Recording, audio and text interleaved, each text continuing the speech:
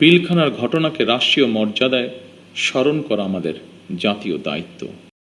দীর্ঘ সংগ্রামের পর জনগণের রায়ে নির্বাচিত সরকার আজ দেশ পরিচালনা করছে এমন মন্তব্য করেছেন প্রধানমন্ত্রী ও বিএনপি চেয়ারম্যান তারেক রহমান। তিনি বলেছেন, দেশের সার্বভৌমত্ব রক্ষায় সীমান্ত বাহিনীকে আরও আধুনিক, সুসংহত ও শক্তিশালী করা হবে, যাতে দেশপ্রেম ও পেশাগত সঙ্গে তারা সীমান্তের দায়িত্ব পালন করতে পারে। বুধবার জাতীয় সেনা দিবস 2026 উপলক্ষে শহীদ সেনা কর্মকর্তাদের পরিবারের সদস্যের সঙ্গে মতবিনিময় ও ইফতার অনুষ্ঠানে এসব কথা বলেন প্রধানমন্ত্রী। অনুষ্ঠানে তিনি গভীরভাবে শ্রদ্ধার সঙ্গে স্মরণ করেন 2009 সালে পিলখানায় শহীদ হওয়া সেনা সদস্যদের এবং সেই ভয়াবহ দুর্ঘটনায় স্মৃতি বহন করে চলা জীবিত সেনা কর্মকর্তাদের। প্রধানমন্ত্রী বলেন, মাহের রমজানে এই পরন্ত বিকেলে তিনি শ্রদ্ধাভাবে স্মরণ করছেন মহান মুক্তিযুদ্ধ বীর শহীদদের, 90 গণ আন্দোলন এবং 26 অভ্যুত্থানে শহীদ হওয়া ছাত্র জনতাকে।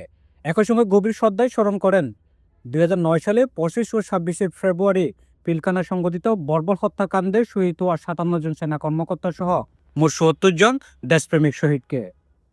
25 ফেব্রুয়ারি জাতির ইতিহাসে এক রক্তাক্ত বেদনা বিদুর দিন হিসেবে উল্লেখ করে তারেক রহমান বলেন, এই দিন এলে প্রকৃত যেন শোকের ভরে নীরব হয়ে যায়। 2009 সালের নির্মম ঘটনার আমাদের জাতীয় জীবনে এক গভীর ক্ষত সৃষ্টি করেছে, যার বেদনার সময় পেরিয়েও আজও বহমান। তিনি বলেন, ঘটনার 17 বছর পর শহীদদের স্মৃতি বিজড়িত এই প্রাঙ্গণে দাঁড়িয়ে তার কণ্ঠ ভারী হয়ে আছে। তিনি আর শুধু একজন জনপ্রতিনিধি হিসেবে নয়, একজন সেনা পরিবারের সদস্য এবং একজন সহযোদ্ধার সন্তানের মতন আপন হয়ে উপস্থিত হয়েছেন।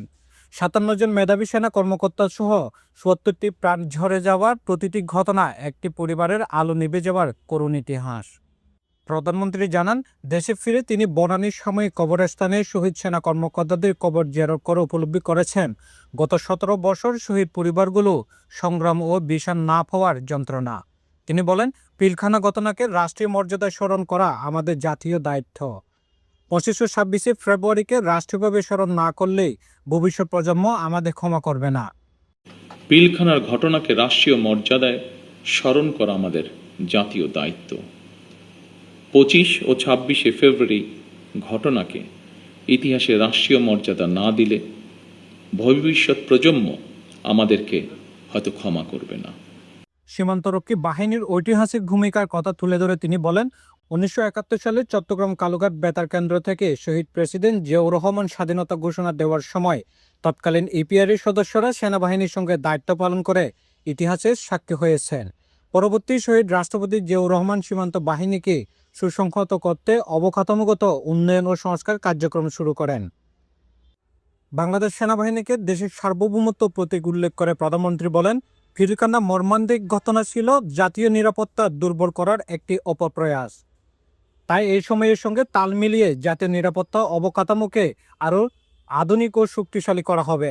একই সঙ্গে শহীদ পরিবারের সন্তানদের শিক্ষা, চিকিৎসা ও পুনর্বাসনের দীর্ঘমেয়াদী সুরক্ষা ব্যবস্থা প্রতিশ্রুতি পুনর্ব্যক্ত করেন তিনি।